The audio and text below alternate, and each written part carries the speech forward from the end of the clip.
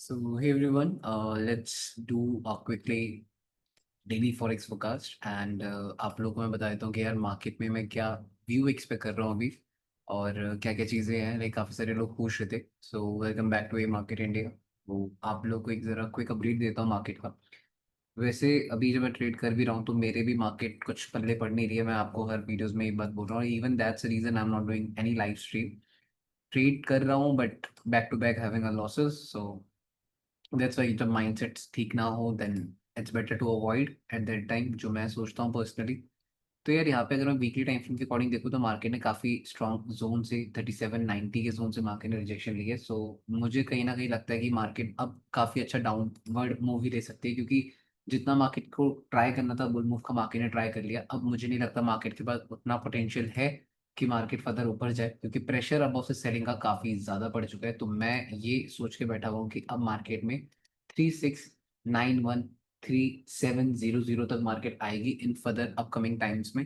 और बची बात अगर मैं 4 आवर टाइम फ्रेम को देखूं तो यार 4 आवर टाइम फ्रेम में मार्केट ने काफी अच्छी तरीके से high high low and again low create कर दिया। दैट मीन मार्केट अब प्रॉपर इस तरीके से स्ट्रक्चर चेंज कर चुकी है कि अब भाई उसको गिरना ही है। अब वो जिस हिसाब से high low and low create कर रही है उससे आप ये क्लियर समझ सकते हो कि मार्केट का अब स्ट्रेट डायरेक्शन ये है 3700 टैप करना है। 3700 के बाद मार्केट कहीं ना कहीं 3690 तक आ सकती है। जब तक तो अभी इस पॉइंट में मुझे नहीं लगता बाइंग किसी भी लेवल से हो सकती है, क्योंकि मार्केट को अगर आप लोग देखोगे तो जिस टाइप से मार्केट स्ट्रक्चर क्रिएट कर रही है वो प्रेशर ही सेलिंग का आ रहा है। अगर आप देखोगे यहाँ पे हाई है, यहाँ पे लो है, यहाँ पे लो है, तो अगेन मार्केट यहाँ पे लो का ही स्ट्रक्चर क्रिएट कर रही है। और ये जितना भी प्रेशर है अब यहाँ पे जो 4 आवर की ईएमए थी उसने टेक ओवर कर लिया। 4 आवर की ईएमए अब रेजिस्टेंस से कर रही है।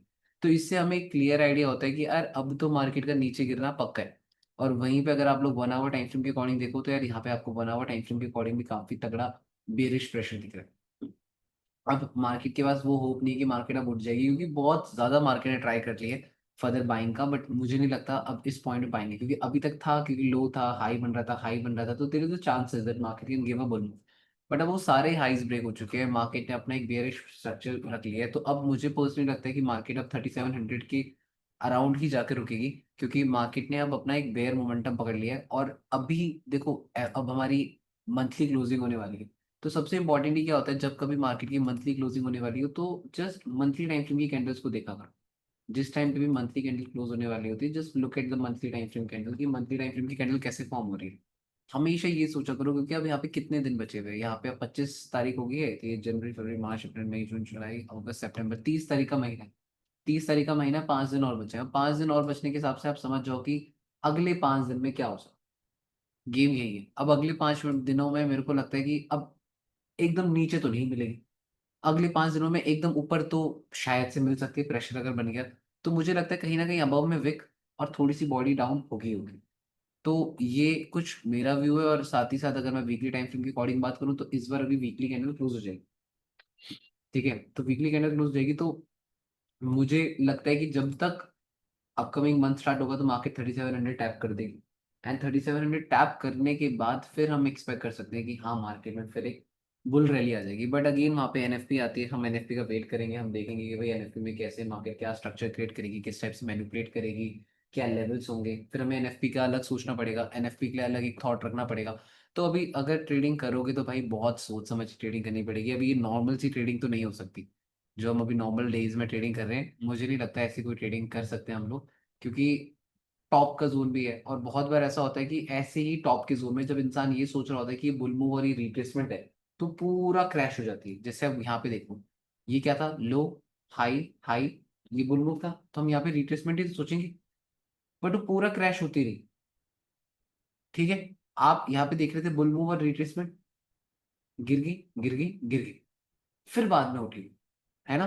तो बहुत बार ऐसा होता है कि अच्छे खासे अप ट्रेंड में लाइक जिस हिसाब से बुल मूव है बंदा यहाँ पे रिट्रेसमेंट सोचेगा बट वो नहीं उठती है, वो फर्दर लिक्विडेट ही करती है। आपको ये समझना पड़ेगा कि रिट्रेसमेंट कब करती है और लिक्विडेट कब करती है। मैंने जितना नोटिस किया है कि लिक्विडेशन जितनी भी होती है वो बाद में ही होती है। मतलब लास्ट वीक में ही मार्केट जितना लिक्विडेशन हो सके तो लास्ट वीक में ही मार्केट लिक्विडेशन करती है, उससे पहले तो थोड़े से कम चांसेस हो जाते हैं मार्केट के ना।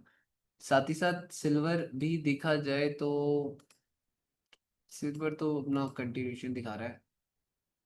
वैसे सिल्वर और गोल्ड दोनों साथ एक ही साथ ही चलते थे, बट आजकल नहीं चल रहे हैं, तो थोड़ा सा अलग स्ट्रक्चर है। साथ ही साथ यूरो को देखें तो यूरो का भाई मार्केट ने काफी अच्छी तरीके से बेरिश मूव ले लिए, ठीक है। और यहाँ पे अगर आप लोग, काफी सारे लोग पूछते हो भैया कर्व्स कैसे लगाएं क्या करें, तो कर्व का तरीका सिंपल सा है, आपकी आंखें आपको बताएंगी कर्व कहाँ लग रही है। अब जैसे मुझे दिख रहा है कि मार्केट ऐसे करके ऊपर जा रही है, हायर हाई करके ऊपर जा रही है, तो मैंने यहाँ पे जस्ट चेक कर रहा हूँ वेदर ये कर्व लग रही नहीं लग रही। लग रही थी, अभी तक मार्केट कर्व को रिस्पेक्ट कर रही थी, सपोर्ट सपोर्ट सपोर्ट सपोर्ट, अब ब्रेकआउट हो गए। समझ रहे हो, तो कर्व का तरीका भी यही है कि आप मार्केट को कैसे देखोगे, वो कर्व का तरीका आपको खुद पता लग जाएगा। अब यहाँ पे अगर मार्केट को देखा जाए तो यार वीकली टाइम फ्रेम के अकॉर्डिंग आपको टॉप में दिख रहा है कि भाई पूरी की पूरी कंसोलिडेशन, पूरा का पूरा चपड़ चपड़ हो रहा है। कंसोलिडेशन नेक्स्ट लेवल हो चुकी है, कुछ कह नहीं सकते इस पॉइंट। साथ ही साथ अगर मैं रेजिस्टेंस की बात करूं तो ये पॉइंट मार्केट का रेजिस्टेंस पॉइंट हो गया। मार्केट इस पॉइंट को काफी अच्छी तरीके से रिस्पेक्ट कर रही है एज अ रेजिस्टेंस।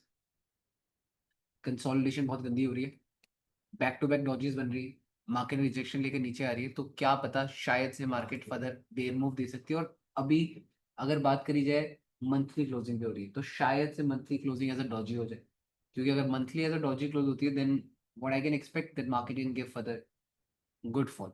अब बेरिश मूव काफी अच्छा आ सकता है। साथ ही साथ अगर मैं वीकली टाइम फ्रेम के अकॉर्डिंग बात करूं तो वीकली टाइम फ्रेम के अकॉर्डिंग भी ये हाई एंड देन ये लो, देन बेरिश मोमेंटम के चांसेस हैं, ठीक है। डेली के अकॉर्डिंग बात करी जाए तो डेली के अकॉर्डिंग आपको चार्ट, जितना आप लोअर टाइम फ्रेम में आओगे उतना कॉम्प्लिकेटेड चार्ट दिखेगा। हायर टाइम फ्रेम में बिल्कुल क्लियर दिख रहा था, अब डेली में आकर आपको कितना गिचड़ पिचड़ दिख रहा है।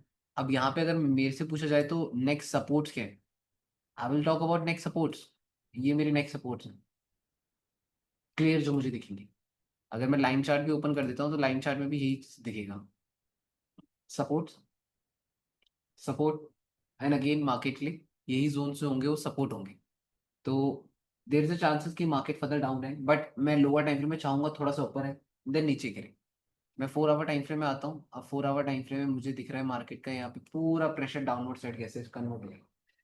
तो there is a high chances कि that market high low and then again low create करके मार्केट फर्दर फॉल दे। तो ये मेरा कुछ व्यू है, so let's hope for best कि मार्केट क्या और कैसे स्ट्रक्चर क्रिएट करती है, किस टाइप से मार्केट मोमेंटम बनाती है। तो जो रहेगा, मैं, हाँ M6 में फर्दर बॉटम में गैप पड़ा हुआ है, तो मार्केट वो फिल करने आ सकती है, बट मेरे को लगता है कि यूरो यूएसडी में हम लोग को अपकमिंग वीक में मार्केट थोड़ा सा ऊपर मिले, तब हम यूरो यूएसडी में थोड़ा सा सेलिंग वेलिंग का सोच सकते हैं, अदरवाइज जब तक ले मार्केट को अवॉइड करना ही बेटर है। So I think that's what for today. I hope you enjoyed it. ठीक है।